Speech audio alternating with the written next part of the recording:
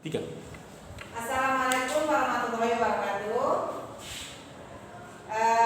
Untuk anak kelas 10 baik IPA maupun IPS, hari ini materi pegangan kita yaitu integrasi nasional dalam bingkai Bhinneka Tunggal Ika. Nanti setelah kita mempelajari materi ini, saya harapkan nanti kamu bisa mensyukuri nilai-nilai yang membentuk komitmen tentang integrasi nasional dalam bingkai Bhinneka Tunggal Ika. Tentang integrasi nasional, di sini ada beberapa poin tentang kebinekaan kita ini.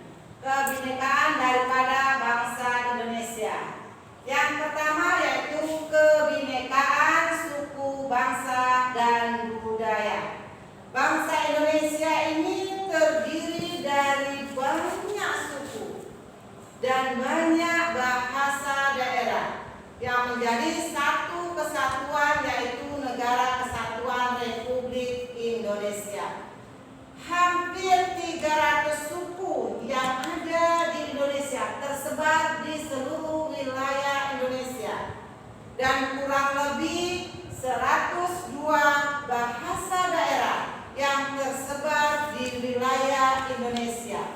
Kebinekaan daripada suku, bangsa, budaya Indonesia ini disatukan menjadi satu kesatuan, misalnya bahasa daerah menjadi satu bahasa, yaitu bahasa Indonesia. Kemudian kalau mengenai suku bangsa, ada yang namanya budaya nasional. Artinya apa? Artinya semua budaya yang ada di Indonesia itu merupakan budaya nasional. Jadi kebinekaan itu diintegrasikan menjadi satu, yaitu nasional. Kemudian ada kebinekaan tentang agama. Kita sudah pernah